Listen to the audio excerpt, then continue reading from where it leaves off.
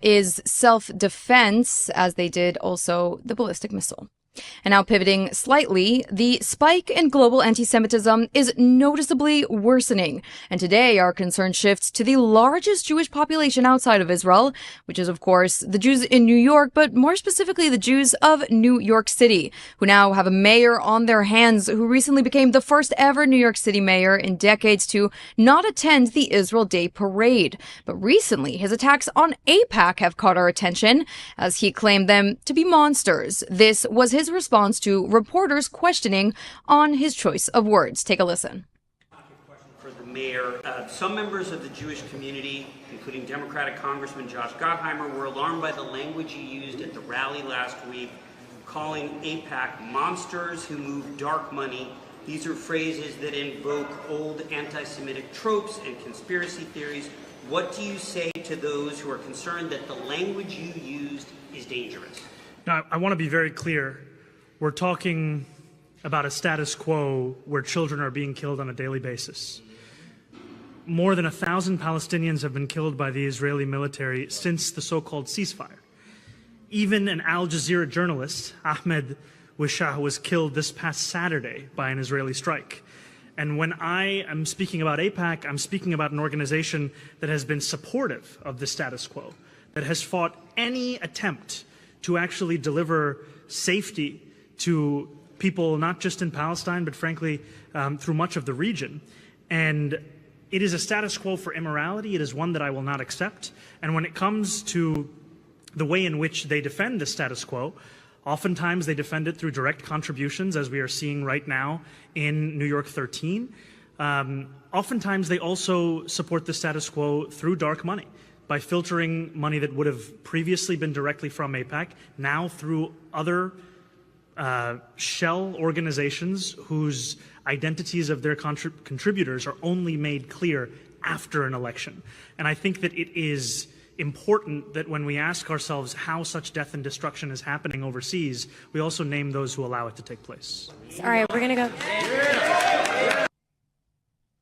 And so the question now remains, are the Jews of New York City truly safe? We'll jump into that discussion very soon. But first, before we move on, a quick word from our partners. Is Dr. Rabbi Ari Berman, president of Yeshiva University. Rabbi Berman, thanks so much for coming on the show.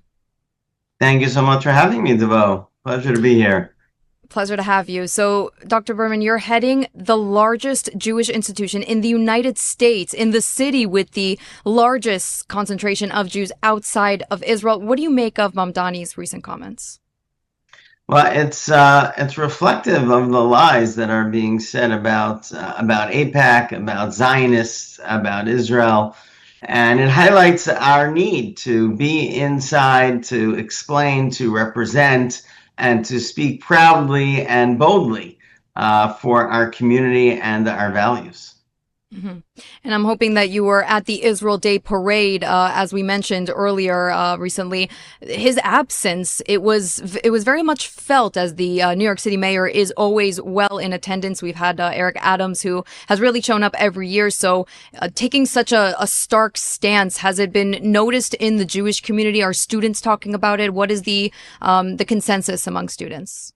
Yeah, the Israeli Day Parade was amazing, actually. It was thousands upon thousands of proud Jews marching, getting out, showing what we stand for and our values, our Zionism. That's exactly what we need. And it is true that at times we need to be reminded that we can't take it for granted in order for us to step up. And his statements that he's not going to attend, I'm sure, helped inspire even greater attendance. And we are definitely understanding that we're in a period where we cannot shrink from this moment. We need to rise to this moment. And that's what the Jewish people are doing in New York right now.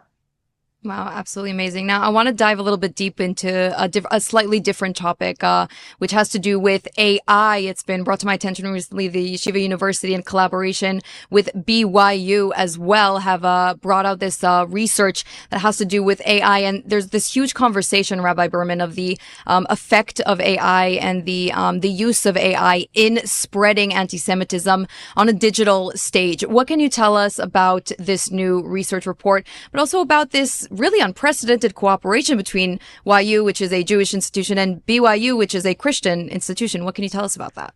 Look, this is very important, DeVoe, and you're so wise to mention it, because this is exactly the type of direction that we need to be going in. We are partners with BYU, Notre Dame, the leading Catholic university, Baylor, the leading Baptist university, Yeshiva University as a leader in the faith-based universities of America.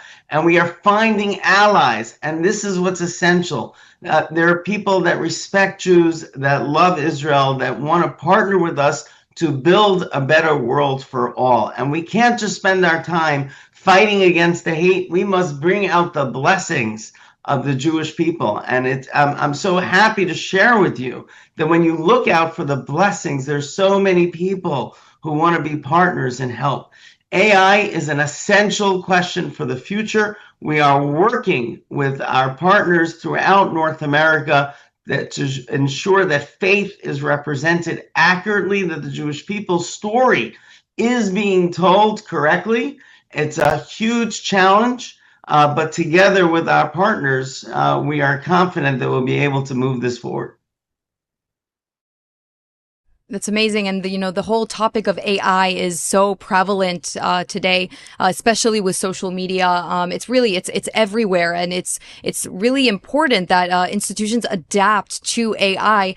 So this research that you've published, which focuses and it's research on AI, it's very relevant for today. So what can you tell me about the involvement of Yeshiva University in such, up and coming topics like AI? Is it a priority? It is an absolute priority. We focus on the education of it.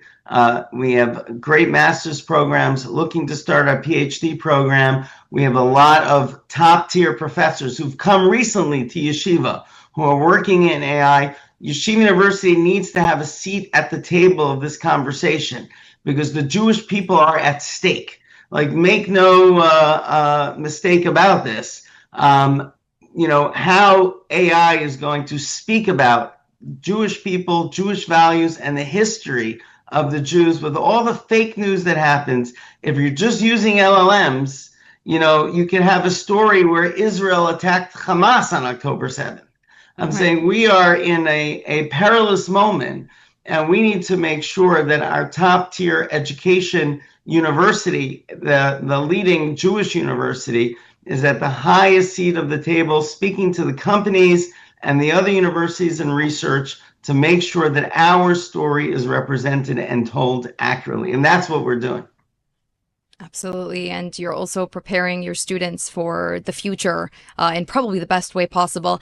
With the minute that we have left, Rabbi Berman, if you had a message for our viewers today, something you would want them to know, not just about Yeshiva University, but about this ongoing fight against anti-Semitism in New York City, what would it be?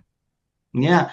Look, the Jewish leaders of the next generation are there. I'm so inspired every day. I know that most people just hear the news, so they see like bad things that happen, and I understand why that could be depressing. And there's certainly reasons for us to be concerned, and we need to address them head on. But I have the blessing of seeing these thousands of Jewish students every day grow and develop as warriors of the Jewish people, ready to take on their responsibilities, rooted in their tradition, forward focused to make change happen. And it gives me enormous optimism in what we have in front of us. We have proud Zionists. Everyone in Israel should know there's a place in New York educating proud Zionists. We fly the Israeli flag 365 days a year. We sing Hatikva with the Star Spangled Banner at every single event. And we are here and raising the next generation that will stand strong for Israel and the Jewish people. Awesome. Quite literally the future of our people. That's Jewish resilience for you. But that is all the time we have. Dr. Rabbi Berman, thank you so much for coming on our show today and giving us your insights. Thanks. Thank you, DeVoe. Great to be with you. And that's a wrap.